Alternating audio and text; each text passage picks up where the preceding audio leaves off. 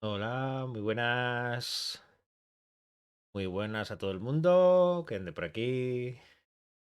Muy buenas, maldita. Ya veo que andas aquí ya. Has llegado antes de tiempo incluso. Espero que hoy no haya problemas de sonido, ni de vídeo, ni de nada. Ya veo, maldita. Ready total.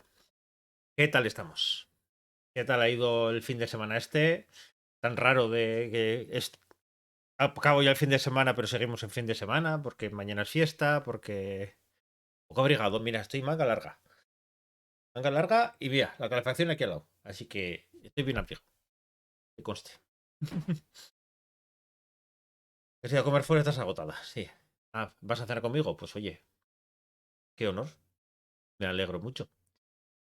Eh, pues yo, la verdad, yo también he tenido comida familiar. Era el cumpleaños de... Bueno, ayer fue el cumpleaños de mi padre y teníamos comida con mi madre y todo, así que también intensito. Pero bueno. eh, Antes que nada, quería comentar un poco lo que vamos a hacer hoy. Bueno, ya lo he explicado 2 días, pero bueno. La semana anterior no, que fue cuando tuve la entrevista con Cristina. No, la anterior no, la anterior la tuve. No, yo ya no sé ni en qué semana. La semana anterior estuve con Ana, la anterior estuve con Cristina, pero eso, ya os dije que iba a estar trayendo aquí una serie de programas, dando la inspiración, vamos a decir, en la mitología.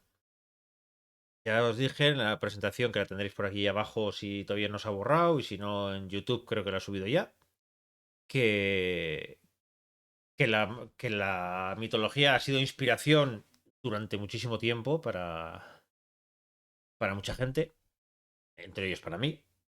Entonces, lo gracioso de esto es que la mitología me enseñó mucho de lo que es contar historias, porque aquí en Euskadi hay mucha tradición y se está recuperando incluso todavía más, al menos en la zona en la que vivo yo, la querencia por la mitología, por la cultura antigua, por todo lo que nos trajo, por todo lo que somos gracias a ella. Pues siempre os digo que no se puede entender una cultura sin su mitología. Al final, su mitología son sus preocupaciones y hoy yo creo que es uno de los mejores ejemplos para entender qué es lo que pasa con la mitología, qué es lo que pasa con las preocupaciones y sobre todo qué es lo que pasa con todo lo que la gente piensa sobre la mitología o todo lo que la gente piensa sobre temas en concretos en distintas culturas. Hoy tocaremos un tema en concreto, que es el tema de la muerte. Veis qué tema más alegre de estos. Todo el mundo está aquí de puente y yo aquí hablando de la muerte. Pero bueno, son cosas que pasan. Voy a hablar de la muerte usando como excusa. eh, se te ha puesto un anuncio. Vale. Yo sigo. Eh, Usando como excusa el tema de la mitología, lo que quería hablar un poco, no tanto como excusa, sino lo que quería es aprovechar este tema para hablar sobre cómo las distintas mitologías afrontan la muerte y sobre todo una en concreto. Eh, Como ya sabéis, el tema de la muerte es un tema que nos ha preocupado siempre. Al final, la muerte es algo que, queramos o no, la tenemos ahí marcada entre una de las mayores preocupaciones y uno de los mayores secretos que existen en nuestra vida. Entonces, lo que quiero demostrar con esto, con este programa, es que la muerte muchas veces no solo es que no sea el final, sino que es casi el principio, depende de qué culturas, que las mitologías, distintas mitologías, hoy tocaré 3 o 4, pero podría coger pues muchísimas más, cogen el tema de la muerte de maneras muy diferentes. Y eso da todavía mayor riqueza tanto a su cultura como a la nuestra, como a la manera de entender que tenemos la filosofía de vida, porque al final una de las mayores, por ejemplo, hoy que voy a hablar de Egipto, una de las mayores preocupaciones de los egipcios siempre era la vida después de la vida, no era la muerte lo que le preocupaba. Al final para ellos la muerte simplemente era una transición, que luego veremos, sino que lo que les preocupaba era esa vida después de la vida y hacía muchas cosas para prepararse para esa segunda vida. Hola, muy buenas, Carla. Ya veo que maldita ya ha saltado la pausa. Eh, 3 meses ya, Carla. Muchas gracias. Entonces os estaba explicando eso, que la mitología al final coge la muerte y la adapta a la cultura propia, como veremos ahora. Entonces, después de esta pequeña introducción así un poco larga, voy a empezar ya a enseñaros lo que tengo preparado para hoy. Ya os digo que, como veis aquí, es el libro de los muertos, pero no solamente hablaré del libro de los muertos. Y sobre todo, también acordaros que, como os dije, para el final, después de despedirme de todo el mundo, os contaré un pequeño mito. En este caso será un pequeño mito egipcio, ya que estamos en el libro de los muertos de Egipto. Un pequeño cuento egipcio que luego tiene unas reminiscencias curiosas que ya antes de contarlo ya os comentaré, pero que me parece perfecto para entender un poco la filosofía y sobre todo el cómo el propio Egipto ha influenciado mucho en otras culturas. Y luego entenderéis por qué cuando escuchéis el... Os voy a beber un poquito de agua. Un abrazo para ti también, maldita.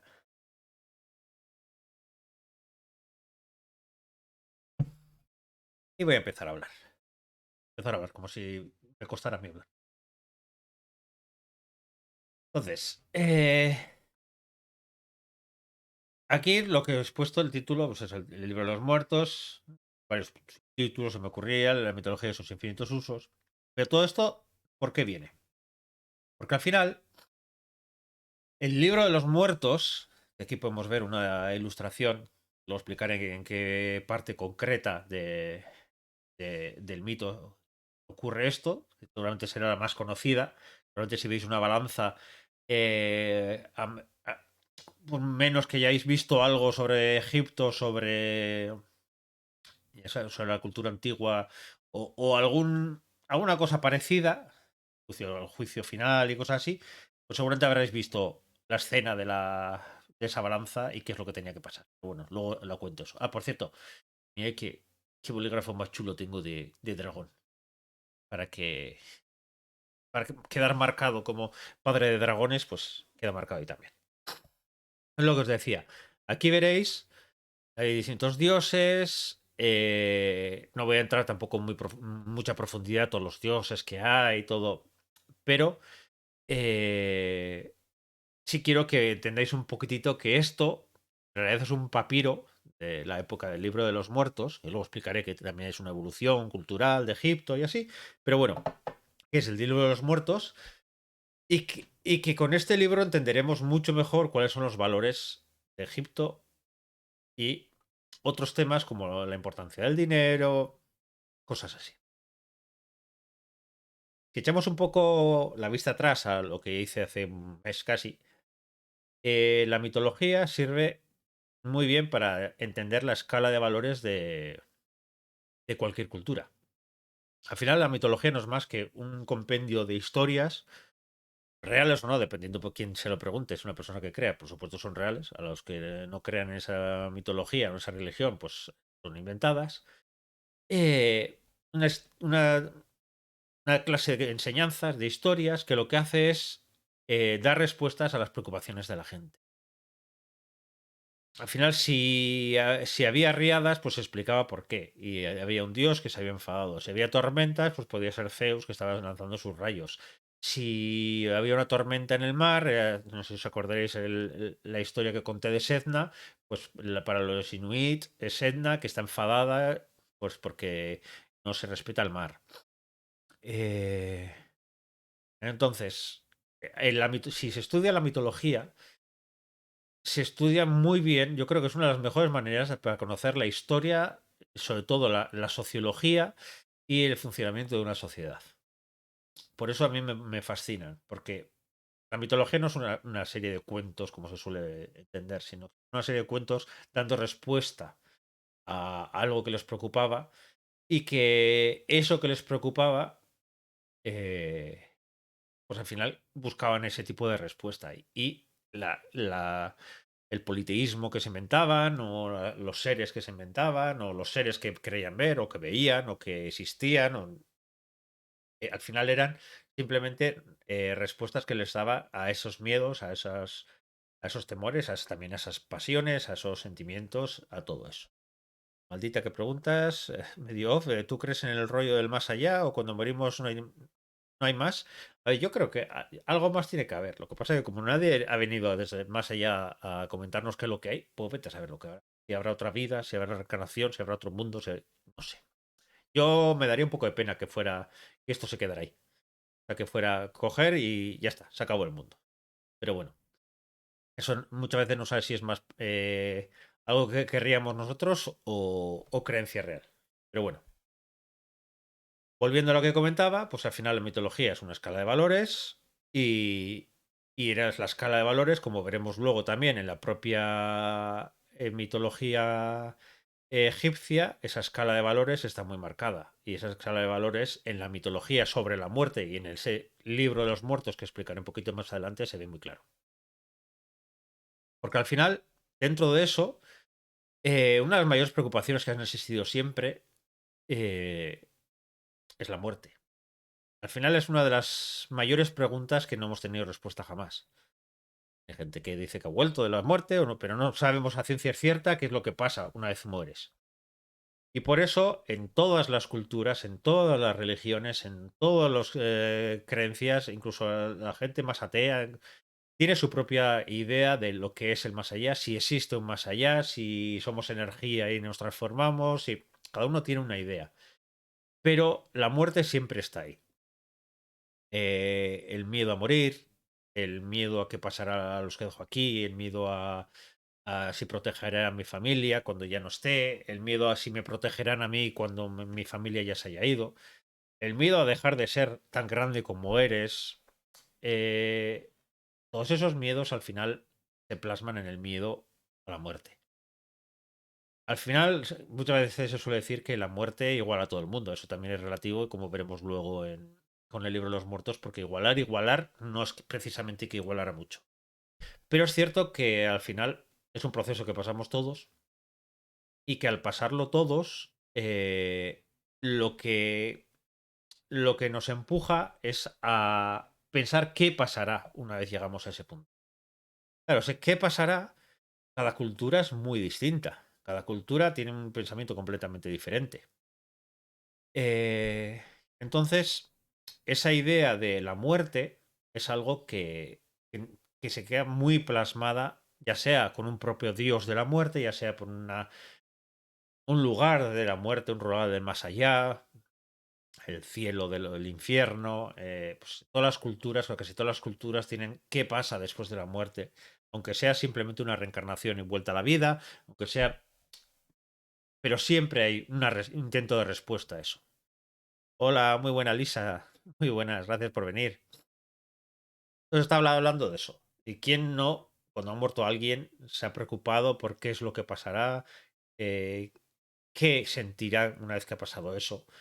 Claro, nosotros con todo ese conocimiento científico que tenemos ya todavía, si, si no damos respuesta a eso, cómo van a hacerlo los antiguos hace miles de años, cuando intentaban entender qué es lo que estaba pasando. Por cierto, sí, Eria, sí.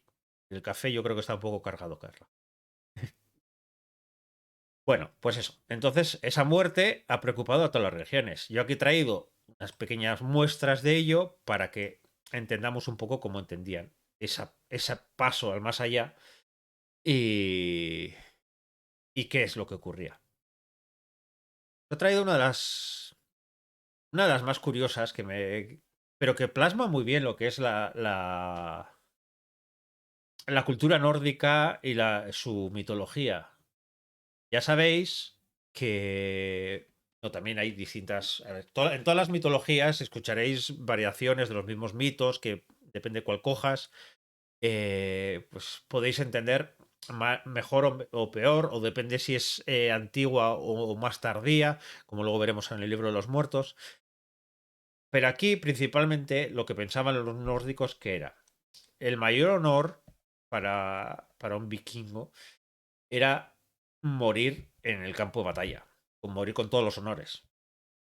Y cuanto más valiente hayas sido, cuanto más fiero hayas sido, pues muchísimo mejor. ¿Por qué? Porque al final tenías a las valquirias que iban, bueno, algunos dicen las valquirias, alguna diosa también, que iban seleccionando a los que habían caído en batalla y se los llevaba delante de Odín. Claro, hay mayor honor que estar con Odín.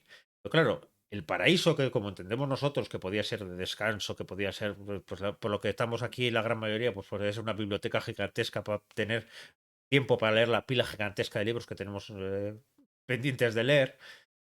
Para ellos al final, ¿qué era el paraíso? Para ellos el paraíso era una batalla infinita. ¿Qué es lo que hacían ahí? Se preparaban para el Ragnarok. Ese Ragnarok hoy en día está más unido a Marvel que otra cosa, pero se preparaban para ese Ragnarok. Entonces, todos los días era una especie de entrenamiento, de una batalla salvaje.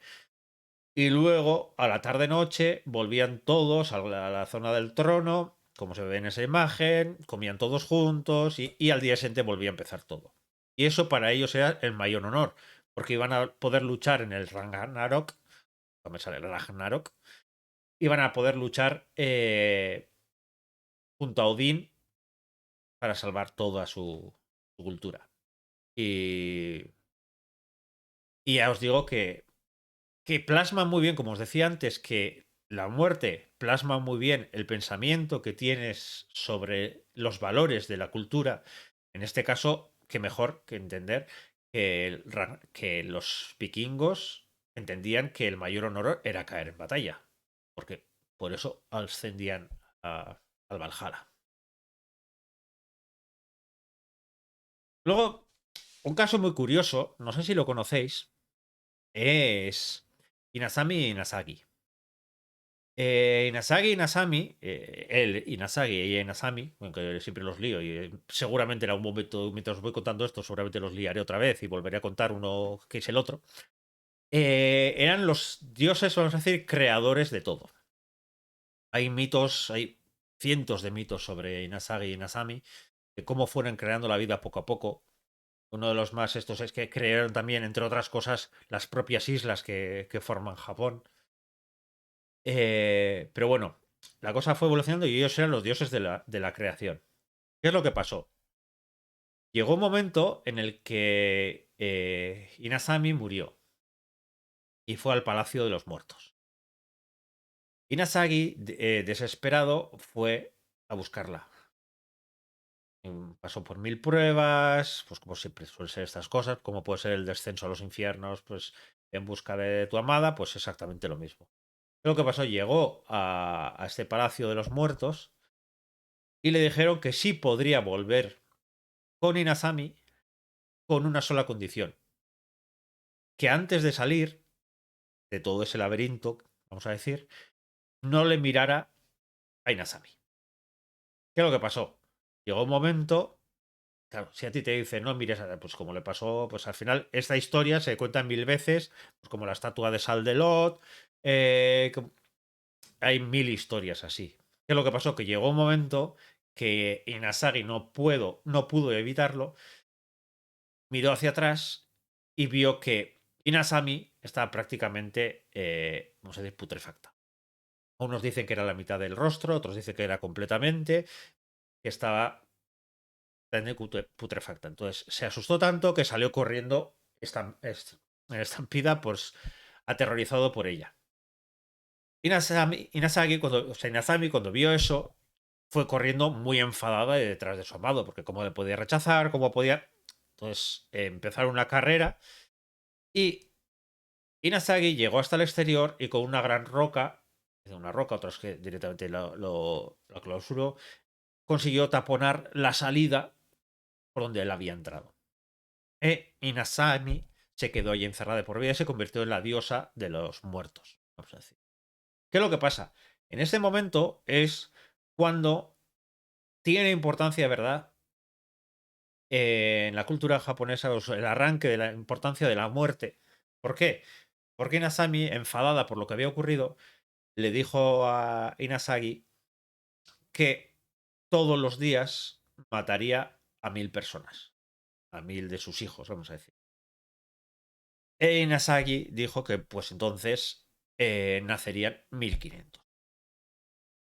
Y es por ello por lo que tienen esa lucha eterna en la que está la vida, la muerte, está uno se lleva a los muertos, otros crea la vida. Y entonces es curioso como los propios dioses, que fueron los dioses de la creación, ocurrió algo. En este caso ocurrió pues, que ella murió y que al ir a sacarla descubrió que estaba putrefacta. Que esa diosa de la creación se convirtió en la diosa de la muerte. Y eso no es la única cultura donde ocurre, como veremos luego. En la cultura egipcia también hay un caso, digamos, parecido, para que veáis que, aunque las culturas son muy distantes entre ellas y se supone que no pueden tener conexión entre ellas, como ha habido casos, hay unos casos que sí tienen relación entre ellos, pero hay muchos otros que no. En este caso, hay un mito muy parecido, vamos a decir, sí, parecido, con Osiris, que os contaré un poquitito más tarde. Y entonces, lo que quería es eso, que entendierais cómo un dios puede transformarse a lo largo del tiempo. Y es por eso que hay muchas veces que cuando coges un mito de un ser, luego de repente, cientos de años más tarde, ha cambiado completamente. En este caso, como podría ser el mito de Inazami antes de su muerte o después de su muerte. Hombre, muy buenas, Chris Mandarica. Muy buenas. Gracias por pasarte por aquí. Espero que ya que tienes un domingo tranquilo, pues disfrutes de este ratito. Estoy hablando de un tema muy alegre. Bueno, tú también, con lo que escribes, la muerte tampoco te sonará muy rara, pero bueno. Pero es eso. Todo lo que os decía, que al final lo que se crea ahí es una especie de evolución en la religión. Y eso se ve en muchísimas. Que hablar, por supuesto, de la muerte griega. Cuando las almas llegan al reino de Hades. Pues, me encanta este cuadro porque es terriblemente oscuro, porque al final ves las almas por ahí en el lago de Estigia, el barquero pues llevándoles. Eh, Tiene cierta relación con Egipto. Hay muchas veces que se suelen relacionar unos con otros, es porque también hay una barca en Egipto. En este caso es una barca más solar. Si habéis visto Dioses de Egipto, aparte de aterrorizaros, el tema de barca solar y eso, pues es curioso el tema. Pero sí hay un momento en el libro de los muertos que explicaré después de cómo hay un viaje, como podría ser este. Y también hay otro tema importante que en el libro de los muertos recalcaré mucho, y es el tema del dinero. De lo importante que es ser millonario incluso para morirte. Incluso si hoy en día era importante, pues cuando os cuento un poquito el libro de los muertos veréis que todavía era más importante. Aquí, por ejemplo, se solían hablar de las monedas que se dejaban a los muertos para que pudieran pasar, para que el barquero pudiera pasarles de un lado a otro, pero en el caso de Egipto, pues la cosa era un poquito más cara. Pero bueno, esto un poco como introducción a lo que distintas religiones, y podemos coger mil más, distintas religiones entienden como la muerte, como el más allá, o como ese cambio de la vida a la muerte. Y ahora es el momento de viajar a Egipto. ¿Por qué escogí Egipto y el libro de los muertos? Primero, porque yo creo que es uno de los libros uno de los mitos y de las historias que más me marcó en mi infancia, juventud. Hice un trabajo sobre Egipto y esa relación que tenían con la muerte, pero muchas veces se piensa que vivían obsesionados con la muerte los egipcios y no, o sea, no hay nada más lejano a eso. Ellos lo que estaban obsesionados es con lo que el más allá, la vida después de la muerte, fuera tan importante como... Ay, me está doliendo esa S. Esos lo que hacían era eh, prepararse para el viaje del más allá. La obsesión que tenían era que la vida después de la muerte fuera lo mejor posible. No es que se obsesionaran con la muerte, sino que querían que esa vida eterna que iban a tener una vez muertos, hay que pensar que, claro, si hoy en día ya pensamos que aquí llegamos a 80, 90 años la gente, ya te parece que es una vida corta más allá, pues imagínate en el antiguo Egipto que la esperanza de vida lógicamente era muchísimo más corta, comparar tu esperanza de vida en vida con la esperanza de vida una vez muerto. Y sobre todo sabiendo, luego os explicaré cómo era todo el viaje ese hasta el paraíso, el campo de los juncos que hablaremos luego. Entonces, todo ese camino desde el momento en el que están hasta que, o sea, desde el momento que nacen hasta que mueren, pues muchos se dedican a preparar, incluso a ganar dinero, porque ahora os explicaré cómo el dinero tiene mucha importancia, sobre todo cuando empezó a escribirse el libro de los muertos, o llamar libro de los muertos. Todo esto tiene una evolución también. Hay que pensar que el libro de los muertos no, no aparece del día a la noche. El libro de los muertos tiene un origen y es antiguamente, en el reino antiguo, vamos a decir, ya sabéis que, bueno, si sabéis, Egipto está dividido en distintos reinos, en distintas épocas. Vamos a decir, desde el antiguo, la media y el más moderno, vamos a decir, aunque más moderno estamos hablando de 1500 antes de Cristo. Vamos a decir, la época más antigua, cuando empezaron a realizarse las pirámides, existía una tradición que eran los textos de las pirámides. ¿Qué era? Como estáis viendo en la imagen, era en todo lo que es donde se enterraba a los faraones. Esto era solamente para faraones. En todas las paredes se tallaban una serie de relatos, de invocaciones.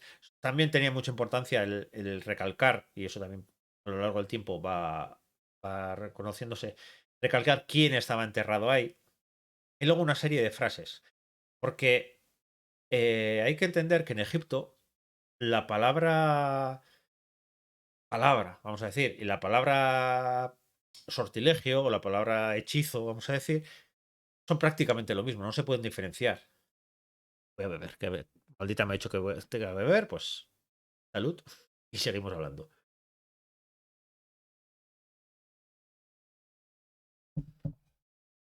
Ellos tenían muy claro que las palabras tenían muchísimo poder.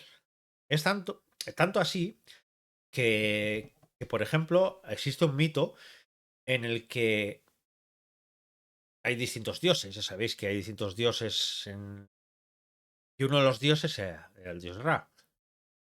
Y Ra tenía varios nombres, pero uno de ellos no lo conocía nadie. Entonces llegó un momento eh, que una buena mujer, bueno, una buena mujer, es una manera de llamarle buena mujer, pero una diosa, la madre de Horus, decidió que quería que su hijo Horus fuera el dios mayor, vamos a decir. ¿Y qué es lo que hizo para ello?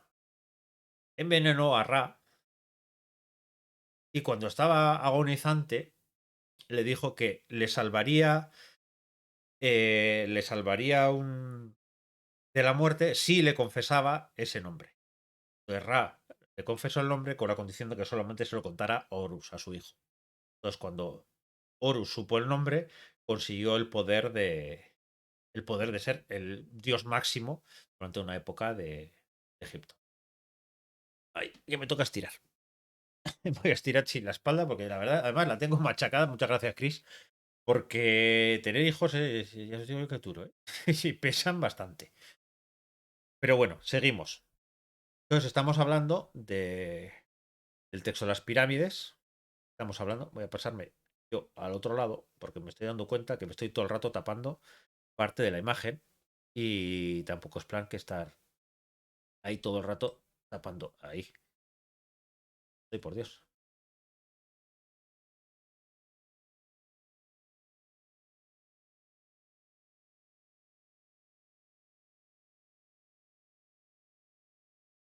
A ver. Yo no sé qué he hecho. Me he escondido a mí mismo y ahora no sé dónde estoy.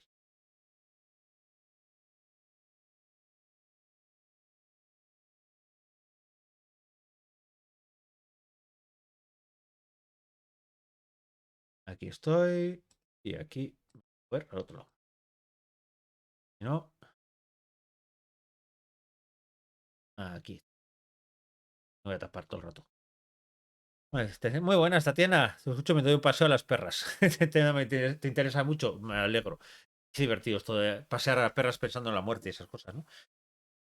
Pero bueno, volviendo a lo que estaba diciendo. Al final, lo que os decía, la palabra tenía tanta importancia en Egipto y hoy en día, si os fijáis, hay muchísimos libros, sobre todo de fantasía, pero no solo de fantasía, que le dan esa importancia a la palabra, seguro que tenéis unos cuantos en mente, de como casi sortilegios, hasta tal punto que cuando tallaban, depende en qué estancias y depende en qué momentos, cuando tallaban el jeroglífico de serpiente, lo dibujaban siempre partida por la mitad.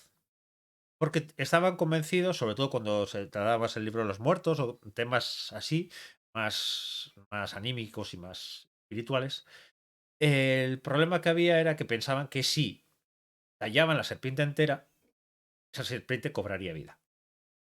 Por ello que a veces no nos damos cuenta de en una cultura, y por eso me apasiona tanto, la palabra, la importancia que tiene. Entonces, en este caso, las palabras que se tallaban en las pirámides era para ayudar en ese viaje al más allá al faraón. Como os iba diciendo, eso fue evolucionando. Porque eso, como todo, no vamos a decir democratizarse, pero hubo una cierta evolución. ¿Qué fue esa evolución? El texto de los sarcófagos. En el Medio Egipto, lo que pasó es que esa tradición que solamente estaba dedicada a los faraones, a partir de los textos de los sarcófagos, empieza también los nobles a tener, sobre todo, claro, los de más alto rango, a tener la posibilidad de tener esos, vamos a decir, hechizos, esas frases, esas que les van a ayudar de cara al paso al más allá. Lo que se solía hacer era los sarcófagos, principalmente por dentro, se los tallaban, los pintaban con jeroglíficos para que el muerto cuando pasara al más allá tuviera esa ayuda y pudiera llegar hasta el paraíso, la tierra de los juncos. Entonces, ahí es cuando lo que solamente estaba dedicada a los faraones se abre un poquitito más y se dedica también a los nobles, a los altos nobles de Egipto. ¿Qué es lo que pasa? Esto también lleva un gran movimiento económico. Sobre todo lo veremos ahora con el libro de los muertos. ¿Por qué? Porque al final lo que solamente era para las pirámides y para los faraones, ahora empieza a darse la posibilidad de que los propios nobles puedan tener sus sarcófagos llenos de grabados, grabados en el sentido de los jeroglíficos, en el sentido que ahí lo que podrían era conseguir llegar al más allá con más facilidad. Porque yo os diré, ahora cuando os explique el libro de los muertos, que llegar al más allá, ríete tú de gincanas y ríete tú de laberintos, porque hay un montón de pruebas, un montón de... Y si no sabes llegar hasta el final, si no tienes la ayuda del libro de los muertos, la verdad es que se me hace muy complicado pensar que la gente podría llegar allí. Entonces, ya veis, se abre a los nobles y llegamos al texto de los sarcófagos. Y la tercera parte ya, cuando ya se abre del todo, entendiendo que se democratiza más, aunque, por supuesto, hay muchísima gente que queda fuera, porque lo que hace ahora el libro de los muertos, que es lo que vamos a hablar ahora, es que no solamente nobles y faraones, sino gente como escribas, así como es, por ejemplo, luego hablar el papiro de Ani, escribas también tengan la posibilidad de tener esos libros, ese libro de los muertos, esos escritos y poder llegar al más allá. Por supuesto, pagando. Ellos he puesto una serie de datos, pues eso no es en realidad un libro, aunque se ha ido recopilando y al final uniendo todos con distintos pasajes, con distintas se ha, vamos a decir, unificado todo con el tiempo y se ha entendido todo como una unidad y se entiende como si todo fuera el libro de los muertos. Pero hay que entender que la gente pagaba por pasajes. O sea, no pagabas por el libro, sino era un tocho que comprabas y ya está. Hay que entender primero que eran en papiros, que era muy caro redactarlo y que siendo muy caro redactarlo, conseguirlos todos era muy complicado. Por supuesto, la gente que tiene una alta cuna, vamos a decir, lo tenía más fácil conseguir ese dinero para conseguir todos. Pero se han ido descubriendo poco a poco pues distintos pasajes, distintos lo que consideran que eran más importantes para esa persona o los que podrían ayudarle más de cara a que llegue a la otra vida. Esto también tiene una evolución en el tiempo, como os decía antes, desde el texto de las pirámides hasta el texto aquí. Aquí también hay una evolución de ese viaje que se da hasta llegar a los juncos. Pero bueno, lo que os voy a explicar aquí es un poco el unificado, el que más o menos se puede entender viendo todos los restos que nos han quedado de excavaciones, todos los que han quedado hoy en día. Antes de llegar aquí, quiero contaros un pequeño mito para que entendáis lo que os decía antes, que Inazami y Inazagi en Japón no eran exactamente, vamos a decir, los únicos que habían sufrido este cambio. Hay otro cambio que se da, que sería en, en con Osiris. No sé si conocéis Osiris. Osiris era el gran dios, a decir, de los egipcios, sobre todo los egipcios antiguos. Vamos. Uno de los mitos más conocidos de Osiris es el de su muerte, aunque parezca increíble. Pues, tiene muchísimos mitos, pero uno de los más conocidos es el de su muerte. Dice, él era, vamos a decir, el gobernador, el que gobernaba en todo Egipto. Tenía un hermano que era Set.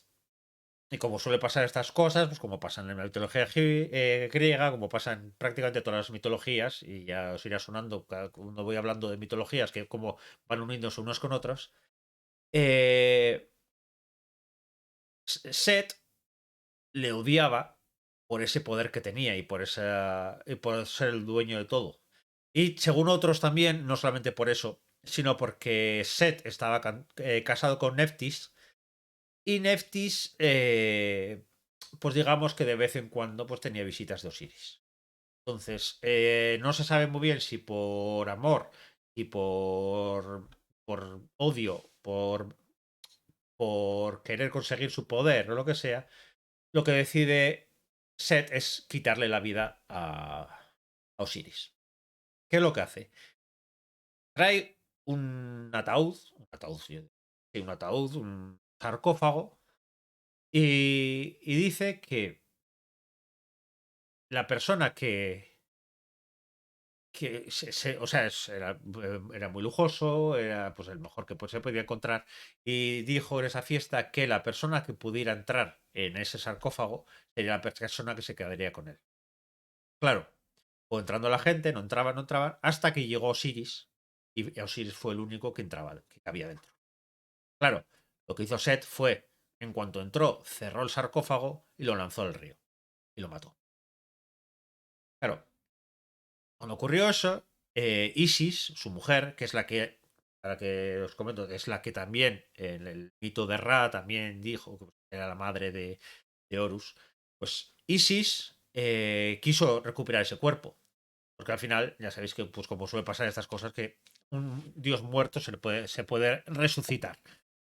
Claro, Set, como consiguió el poder una vez dado a su hermano, no quería que ocurriera eso.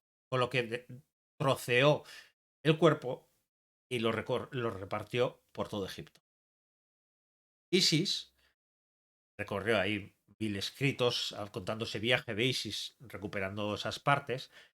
Entre otras, se comenta que llegó un momento, la propia Neftis, que estaba en parte enamorada de Osiris y en parte también se sentía culpable por esa muerte, le ayudó también a recuperar esas partes. Una vez consiguió todas, o dicen que prácticamente todas, lo momificaron y tras modificarlo, por eso el proceso de momificación es tan importante, entre otras, lo consiguieron devolver a la vida. Una vez que consiguió volver a la vida, dicen que Osiris e Isis se acostaron y de esa cópula nació Horus. Y... ¿Pero qué es lo que pasó? Ya os he dicho antes que Horus consiguió el poder como el dios supremo de manera de Egipto y Osiris desde ese momento sufrió un cambio, como le pasó en la mitología japonesa, como os he dicho antes, sufrió un cambio. ¿Y qué fue? Que pasó Osiris de ser un dios de la vida a ser el dios que estaba unido, vamos a decir, a la vida eterna y la guía de los muertos al más allá. Luego Horus y Set pues tendrían 1000 batallas en las que Set a veces ganaba, o la mayoría a veces ganaba Horus, pero bueno, esas son otras historias. Pero al final, lo que os quería decir, porque luego aparecerá Osiris, es que lo que era un gran dios de la mitología, es decir, el dios supremo, al final, tras un proceso, lo que hizo fue convertirse en el dios que cuidaba la vida eterna y que cuidaba, entre otras cosas, el juicio final, que veremos un poquitito más adelante. Eh, bueno, no sé si os habéis perdido un poco con esto, pero bueno, quería contaros eso porque al final era un poco unir la historia que os he contado antes de Inazami y Nasagi con este, y como ver cómo los dioses no es algo inamovible que está sin, sin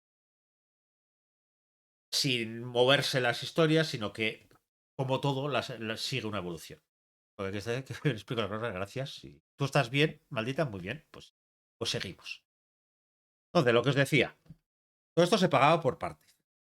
Y era una especie de guía para ayudar para llegar a ese más allá. Y el más conocido es el papiro de Ani. Ani era un escriba, un alto escriba de Egipto, y se ha recuperado su libro Los Muertos, vamos a decir, de su tumba, con la curiosidad de que no solamente está Ani, sino que está Ani, en algún momento creo que tengo alguna imagen que aparece, está Ani y está su mujer. Porque ese libro se escribió para los dos. Lo curioso es que Ani murió más tarde que su mujer, pero por supuesto, el libro de Annie se guardó con Annie, se guardó con la mujer. Pero se da por supuesto que si tienes un libro de los muertos redactado para la pareja, afecta a los dos, no solamente a Annie. Con lo que ella seguramente tuvo la misma ayuda que tuvo Annie si llegaron a llegar al más allá.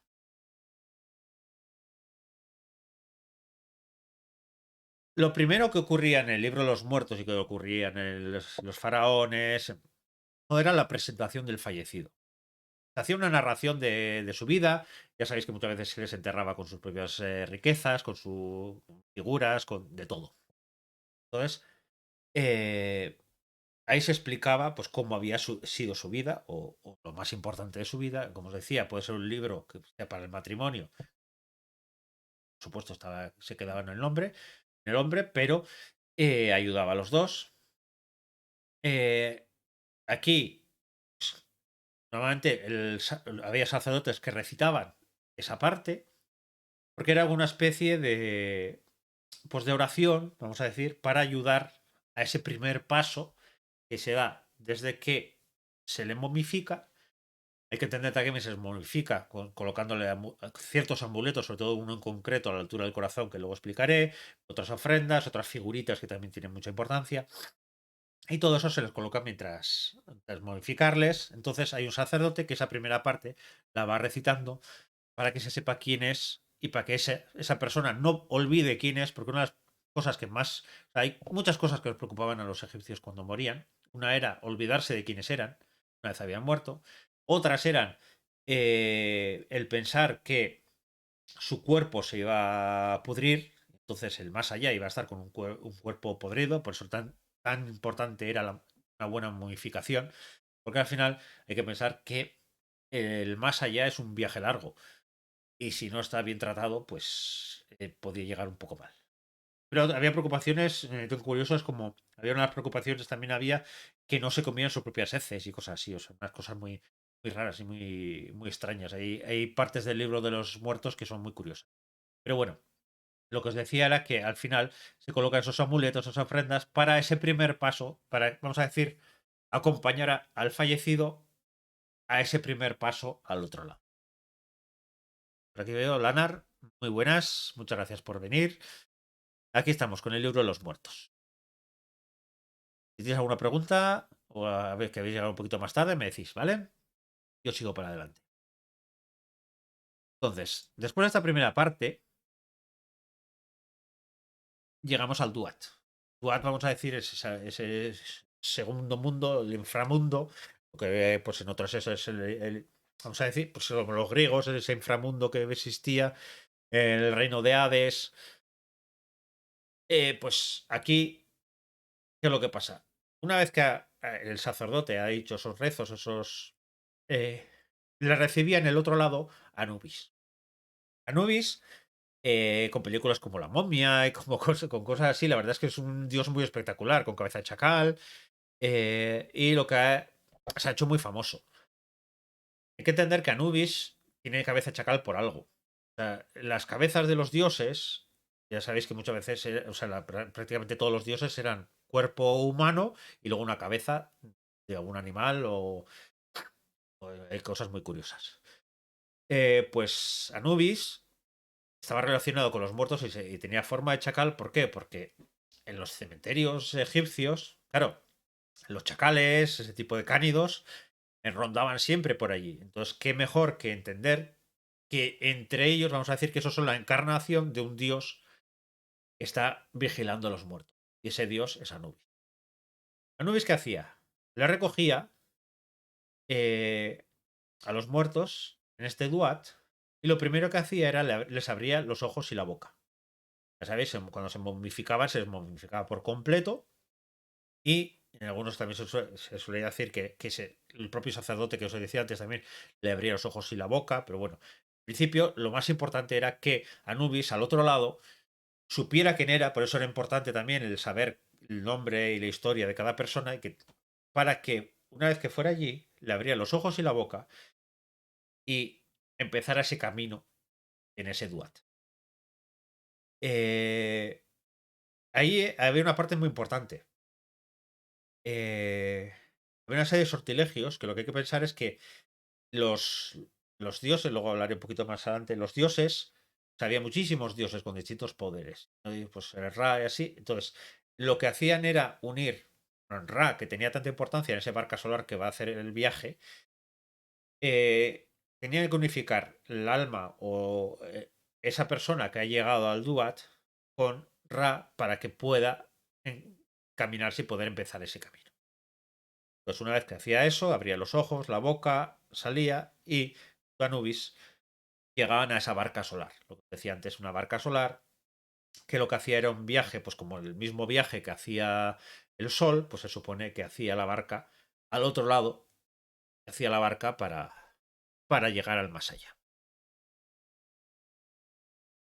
Una vez que ya tiene los ojos abiertos, empieza una especie, vamos a decirme, la travesía del desierto. Claro. En esta parte es curioso porque parece un libro de aventuras. Se enfrenta a escorpiones gigantescos, se enfrenta a toda serie de bestias, de peligros que se puede encontrar una persona. Es como una especie de gran aventura para llegar a otra zona, una especie de gran palacio donde ocurre el resto de cosas.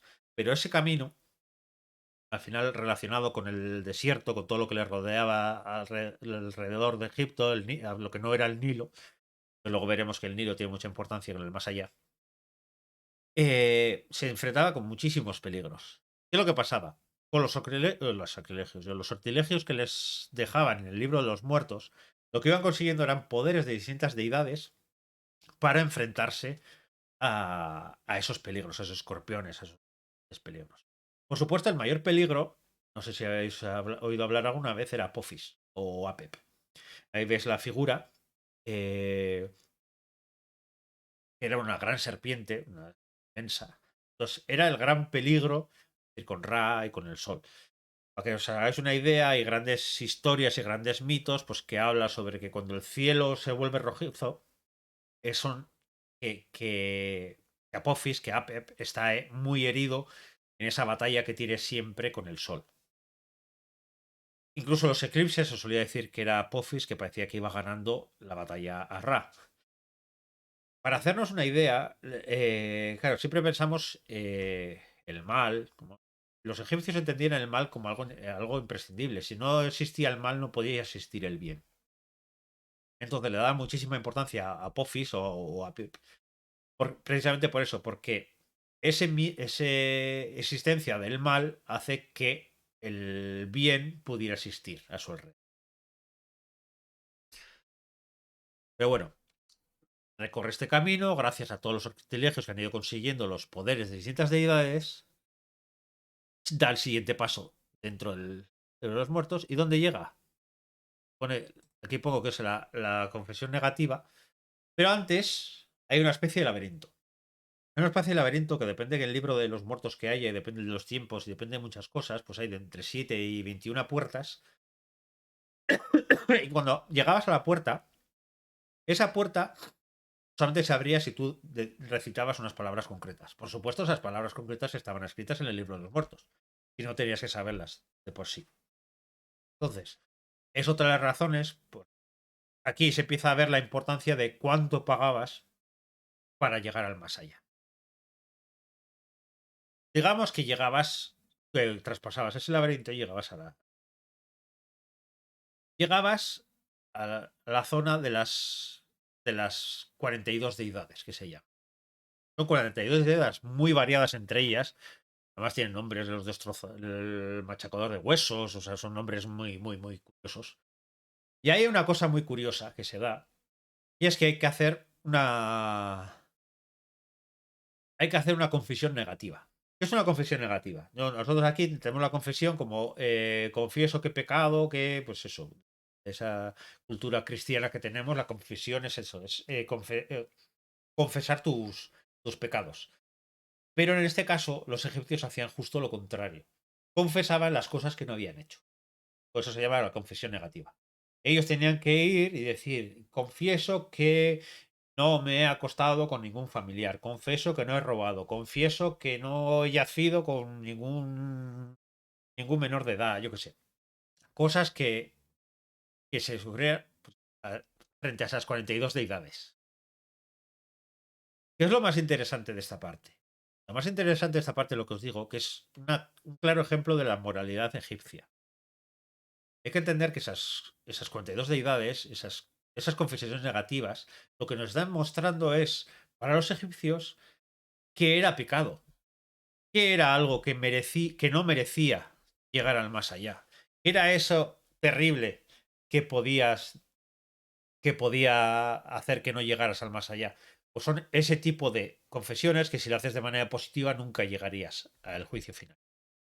Entonces, si se estudia esa parte, lo mismo que si se estudia en la cristiandad, que se estudia pues eso, los mandamientos o cualquier cosa, en Egipto, si estudias estas confesiones negativas, te das cuenta qué valoraban y qué no en la moralidad de aquella época. A ver, que os voy a leer un poquito. Lanar dice: Maldita, enhorabuena por la novela, me uno a ello, queremos leerla ya. Y que no comulgas con la idea de ser el más rico del cementerio. Sí, es cierto, pero aquí tenés que tener en cuenta, maldita, que no es que seas el más rico del cementerio, sino que todo ese dinero que has ido ahorrando eh, lo gastas en los escribas para que te escriban el libro de los muertos. Así que no es que seas el más rico del cementerio, sino que el más rico era el escriba que te escribía el libro de los muertos para ti para que tú llegaras al más allá. Que no estaba muy mal pensado tampoco eso. Al final hay que pensar que el libro de los muertos era carísimo. Me acuerdo cuando leí algo sobre el papiro de Ani que os decía antes, él era un muy alto escriba. Y decían que para una persona como él, igual eh, requería que fueran, no sé si era pues la mitad del sueldo de todo un año o más, conseguir ese libro de los muertos. Claro, dependiendo de los casos y dependiendo lo que os decía antes, en la esperanza de vida, un año de vida de trabajo nuestro, pues si trabajas 40 años, pues bueno, pues te lo planteas, pero un año de vida con una esperanza de vida bastante más corta y teniendo en cuenta que este era un escriba real, sino que no era un cualquiera, pues entonces... ¿Los escribas hacían sus propios libros de muertos? Se supone que no, se supone que contratabas los libros de los muertos, pero bueno, ya sabes que principalmente porque los altos escribas se dedicaban pues eso, pues, que era el caso de Annie, pues eran escribas del templo, que llevaban todos los temas del templo. En cambio, los que hacían era otro tipo de escribas.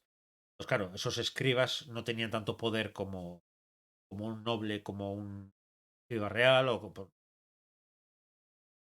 Pero lo que os decía, volviendo a esto, que esta moralidad egipcia aparece muy clara en estas confesiones negativas. Y me hizo mucha gracia más que sea eso, que tienes que decir, yo confieso que no he hecho esto, confieso que no he hecho esto, confieso que no he hecho esto. Una manera curiosa de decirla, en vez de decir que has hecho lo que sea, pues reconocer qué cosas no has hecho. ¿Qué es lo que pasa? Si tienes dinero, tú puedes. Tienes esas palabras exactas para decir, por mucho que lo hayas hecho, para decir que no lo has hecho. Si no tienes dinero, no tienes ese libro de los muertos, cuando llegas a esa puerta, cuando llegas a esa deidad que te va a que va a estar escuchando a ver si es lo que lo has hecho o no lo has hecho, no vas a tener más remedio que decir que tú sí has hecho uno de esos pecados, vamos a llamarlo pecados, ¿vale? Con lo que acabas sin llegar al más allá. Pero bueno, como podéis ver, primero teníamos una serie de bestias, de grandes seres, como esa serpiente enorme. Luego llegamos a un laberinto con entre 7 y 21 puertas. Luego llegamos a 42 deidades esperándote para que tú confieses si no has hecho todas esas cosas. Pero todavía no hemos llegado al final. ¿Cuál es el final? Y seguramente la parte más conocida de este tipo de este libro, que es el juicio de Osiris. Lo que os comentaba antes, podéis ver ahí, está Osiris, está en su trono y está presidiendo ese juicio. Era la parte más importante, vamos a decir. A ver, era la parte más importante, pero si llegabas hasta allí. Tened en cuenta que habría mucha gente que se quedaba por el camino y no llegaba hasta allí. Con lo que primero tenías que conseguir llegar hasta allí. Una vez que llegabas hasta allí, lo que hacían era. Te colocaban tu corazón en un lado de la balanza y en el otro colocaban una pluma de Mat. Mat era la diosa, son plumas tipo avestruz, y Mat era la diosa de la justicia.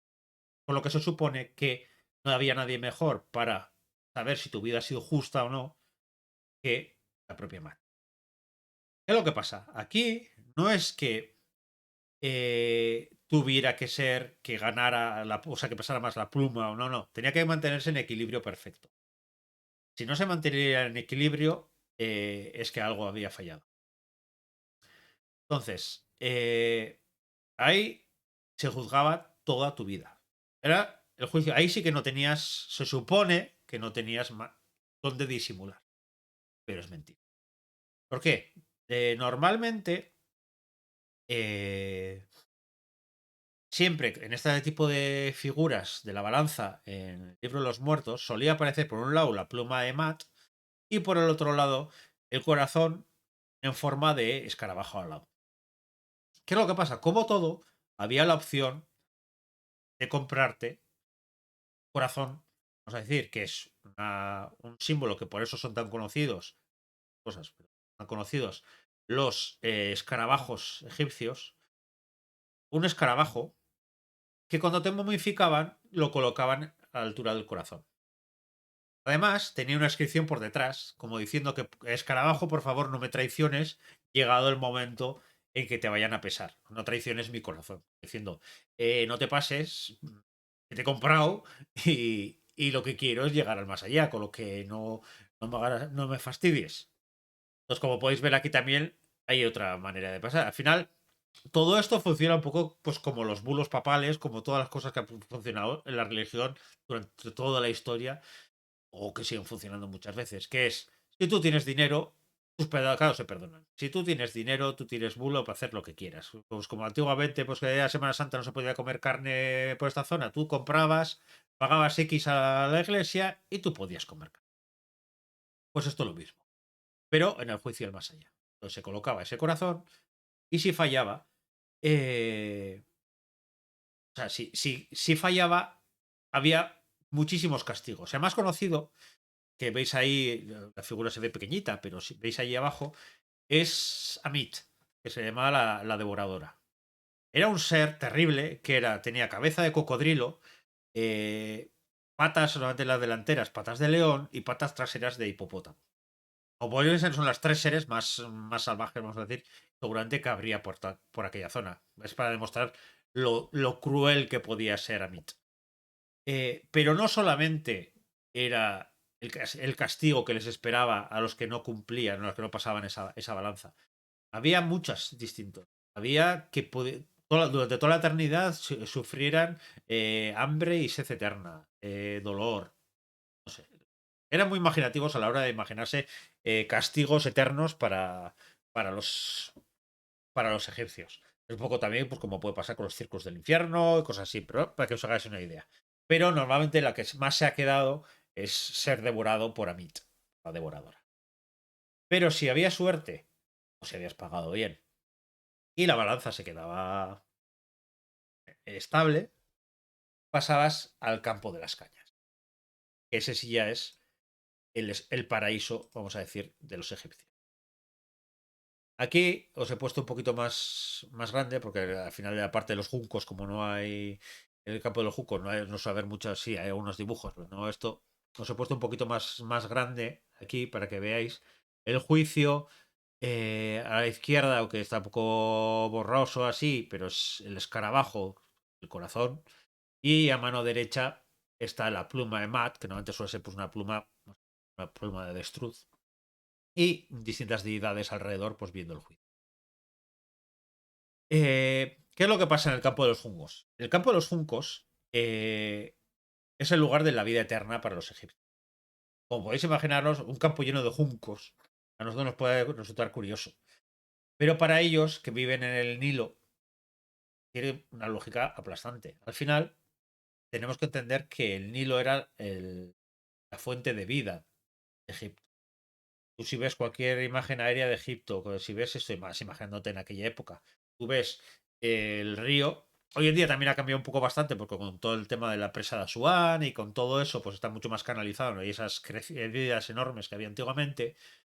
Pero antiguamente, ¿qué es lo que pasaba? Tenías el río Nilo y cada X tiempo había unas grandes crecidas que lo que hacía era se desbordaba el río a ambos lados y una vez que se desbordaba el río, fertilizaba todo lo que era el entorno del Nilo y cuando el agua volvía a su cauce se plantaba allí con cosas, pues todo tipo de papiros, por eso se decían papiro, todo el tipo de comida, bebida, todo lo que podían encontrar era el Nilo. Entonces para ellos el Nilo era la fuente de vida, era el paraíso y por eso tiene completa toda la lógica del mundo que para ellos un paraíso como pues que nosotros nos han enseñado que el cielo es un lugar pues eso, de angelitos y de nubes y cosas así, pues para ellos, lo lógico es que para ellos, si la vida es el verde en medio del desierto, ellos han hecho un proceso de viajar desde un desierto, llegar al palacio donde está el laberinto, donde están los dioses, donde está todo eso, para llegar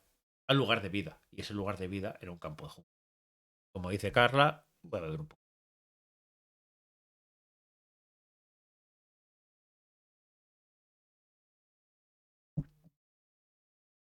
¿Qué es lo que pasa en este paraíso?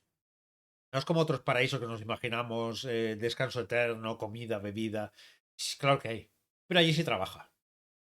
Allí es lo de trabajarás, o sea, ganarás el sudor de tu frente, pues, no sé, o serás con sudor de tu frente, no sé cómo te decía. Pero bueno, si os acordáis, me decís. Eh, Aquí, ¿qué es lo que pasaba? Aquí lo que hacían era, tenían que trabajar y luego comían, bebían, pero tenían que trabajar como toda la vida. Pero aquí también se podía pagar. Como podéis ver, era una especie como de peajes en todo el camino. Aquí, ¿cuál era ese peaje? Los Usbeti. Los Usbeti eran pequeñas figuritas de barro. Normalmente solían ser con los brazos cruzados y con herramientas de arado y así en las manos. Los Usbeti lo que eran esas figuras que trabajarían por sus dueños. Se supone que cuando llegabas al campo de juncos, tú que has sido tú y que durante ese camino has sido tú y has confesado quién eres, pues cuando llegas a ese campo de juncos, en ese campo de juncos te llaman por tu nombre para que vayas a trabajar. Entonces, una de las cosas que decían con los Usbeti era tallarles también, como todos, la palabra, de manera que cuando te reclamaban a ti para ir a trabajar, tus Usbeti iban a trabajar por ti. Es por ello que normalmente, cuanto más poder tenías, cuanto más dinero tenías, más Usbetis tenías para asegurarte de que todos ellos trabajaban por ti y tú te dedicabas solamente a pues, lo que habías hecho seguramente también en vida, que era a vivir la vida. Pero es lo curioso que de este caso también. Que llegado a este punto, la persona que tiene dinero, primero, se ha podido comprar cuantos más pasajes del libro de los muertos mejor, cuanto más papiros del libro de los pasajes mejor. Se ha podido comprar el corazón para que asegurarse de que el peso va a ser el correcto y no caer en las fauces de la devoradora. Se ha asegurado el saber qué decir a los guardianes de las puertas del laberinto y se ha asegurado el poder decir la confesión negativa como debe de ser sin peligro de que se quedara en la puerta por ello. Como podéis ver, en todo este camino, todo este proceso de la vida eterna, hay una serie de peajes que se marcaron con él. Esto, como siempre, es trucos se inventaron los vivos para que cuando llegues a la vida eterna tengas ese camino más fácil. Claro, como se sabía si eso funcionaría o no, creo que nadie volvería a reclamar su dinero, pero bueno. Pero es para que veáis lo curioso que es también que incluso esas figuras de los Betty para que, sabiendo que en la vida eterna les va a tocar también trabajar, y como seguramente habré unos cuantos, pues los escribas así no tanto, pero nobles y igual no habían trabajado tanto en su vida, pues tampoco iban a empezar en la vida eterna. Y por eso traían a sus esclavos de barro para hacer su trabajo. Pues bueno, pues más o menos esto es lo que quería hablaros del libro de los muertos. He puesto así una serie de aprendizajes como escritor. Creo que esto también sirva de escritor, pero como cualquier creador de contenido, incluso o lo que sea. Que una es, lo primero es la importancia de la muerte en la historia. En la historia escrita, en la historia hablado como el world building, en la historia en general, la muerte es un paso muy importante. Lo mismo de la religión como una escala de valores. Eh, Tener una religión y que esa religión tenga una escala de valores diferentes a la nuestra diferencia mucho a nuestra cultura de la otra. O pasaba aquí en el libro de los muertos que tenías las confesiones negativas delante de esas 42 deidades, si de algún proceso demuestras cuáles eran esas creencias de esa cultura en concreto, pues va a crecer mucho mejor la novela y va a ser mucho. Luego, la importancia del dinero, por suerte, por desgracia, vamos a decir, sobre todo hoy en día, pero la importancia que tiene el dinero incluso en una muerte. Ya veis que es importante tener dinero mientras vives, pero también cuando has muerto, también puede tener mucha importancia. En el libro de los muertos se entiende perfectamente, no tanto por el libro en sí, sino por todos los truquitos que había para conseguir pasar adelante. Luego el poder de la palabra, como os he dicho antes, hay muchísimos libros de fantasía, de hechizos, solamente utilizando las palabras o la manera de escribir una palabra, la manera de decirla, el poder de no poder decir el nombre de una persona o qué pasa si lo dices, pues ese tipo de cosas la palabra puede tener.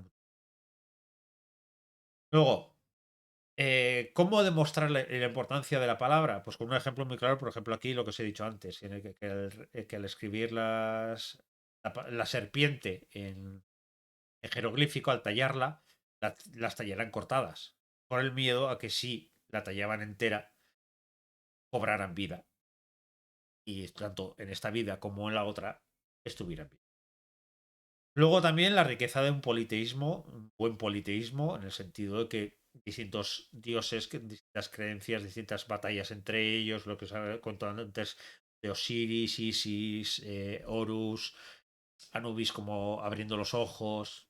Al final es como una especie de gran historia por encima de nuestra historia. Eso es muy. Y sobre todo, que es un poco la idea de toda la presentación de hoy y todo lo que os está hablando hoy, la importancia de que la muerte es solo el principio o puede ser solo el principio. Porque una novela no tiene por qué pasar en este mundo, sino que una novela puede empezar con una muerte. ¿Y qué es lo que pasa tras la muerte? Pues puedo hablar, por ejemplo, de La chica descalza, La colina de arándanos de Nieves Morris, y mi adoración por esa mujer, que empieza con una muerte. O muchas novelas que pueden empezar con una muerte y no tiene por qué ser luego un flashback hacia atrás, sino que puedes contar qué es lo que pasa.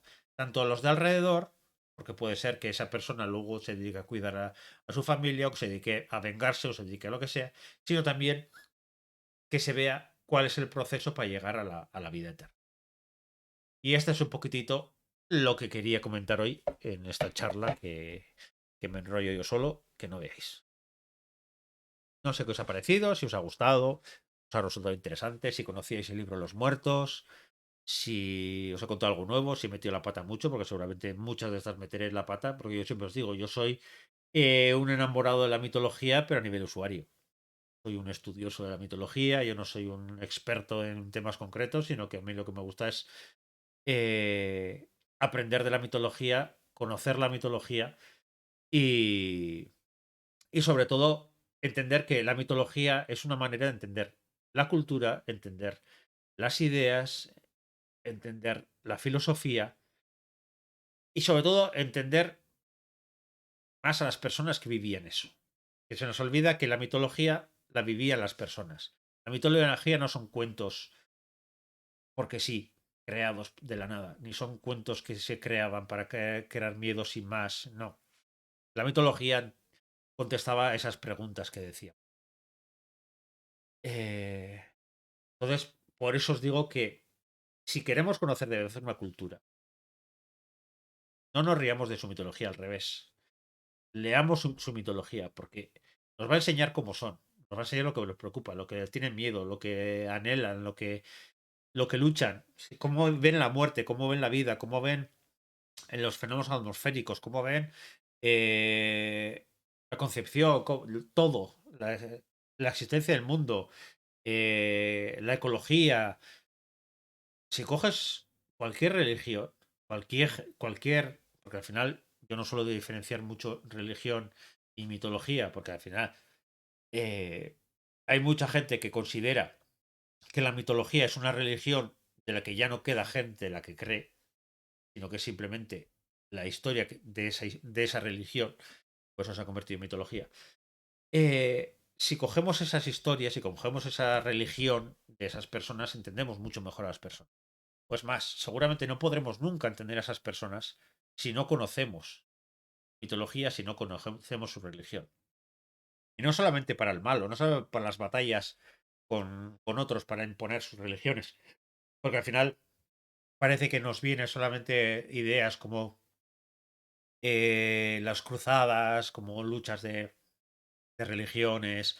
No, no, no. O sea, simplemente por una evolución de la religión, una evolución cultural, una evolución social.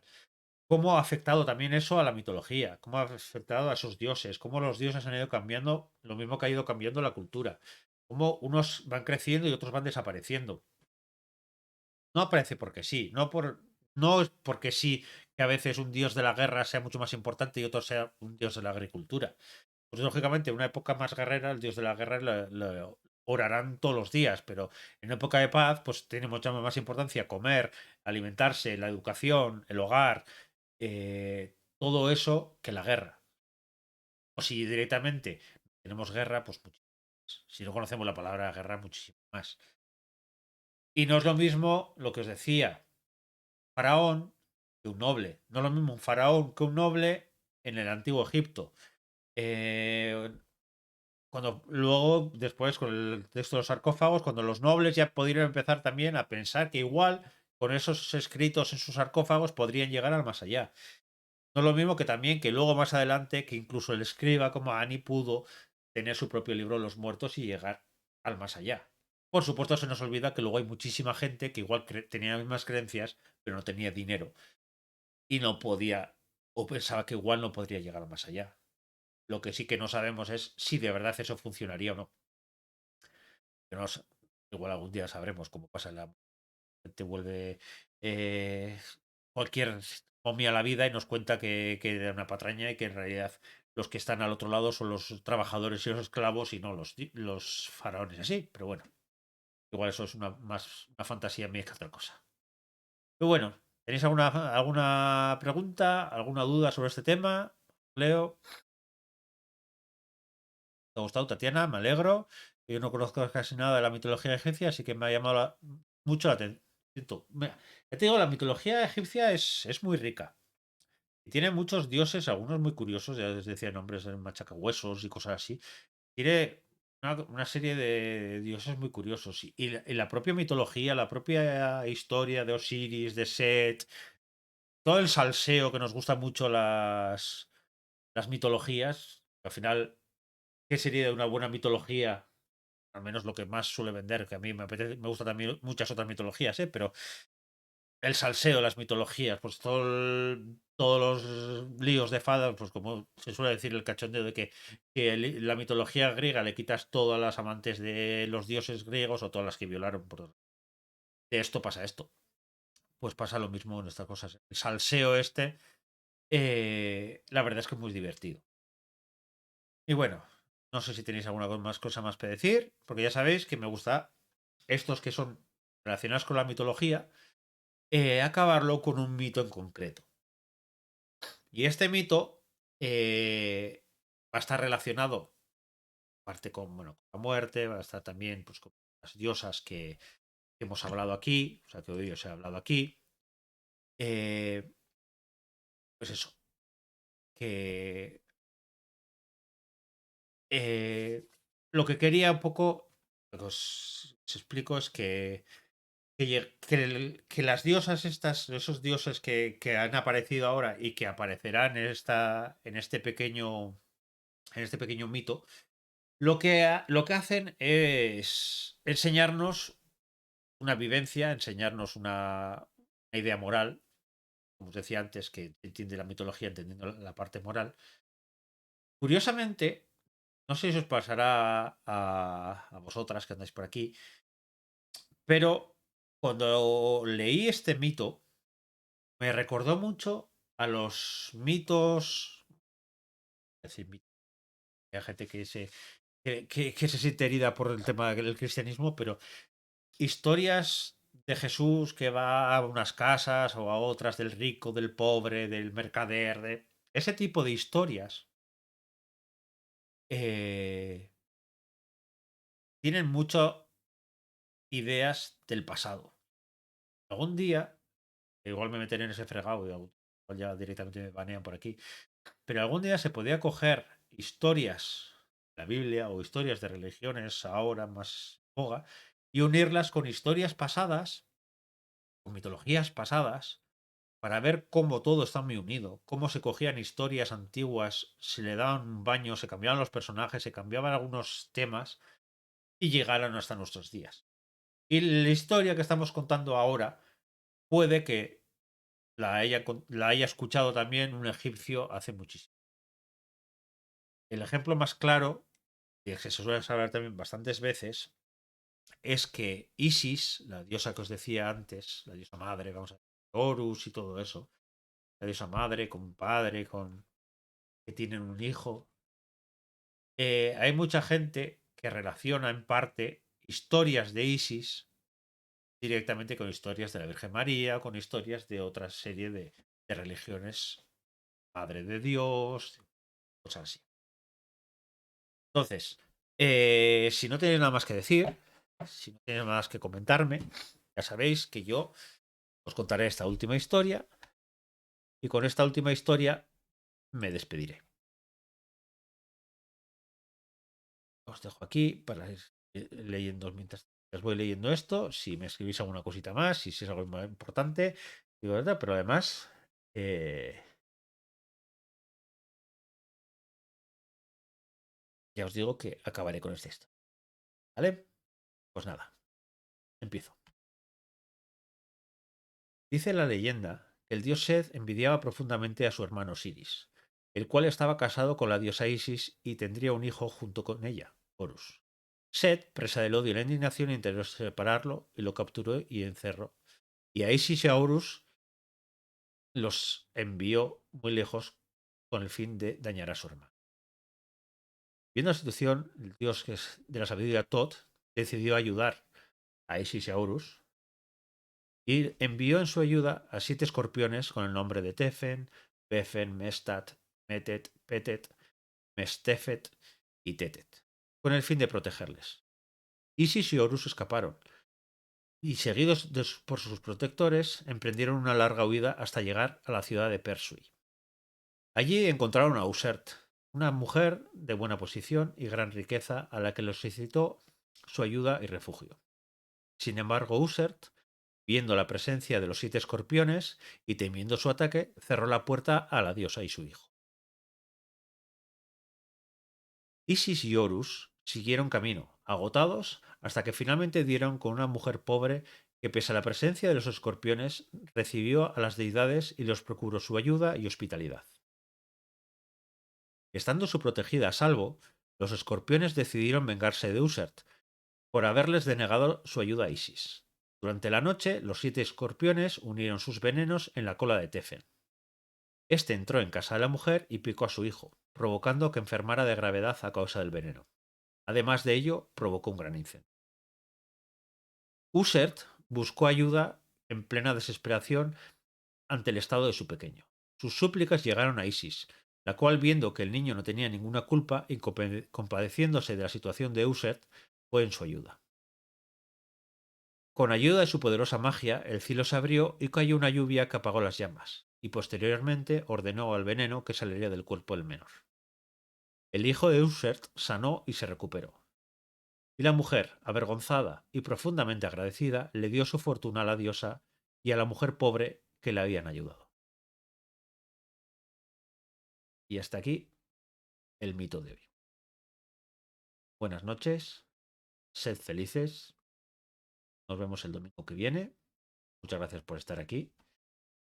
Y lo dicho, cuidaos mucho, disfrutar estos días de fiesta y nos vemos aquí el domingo. Chao.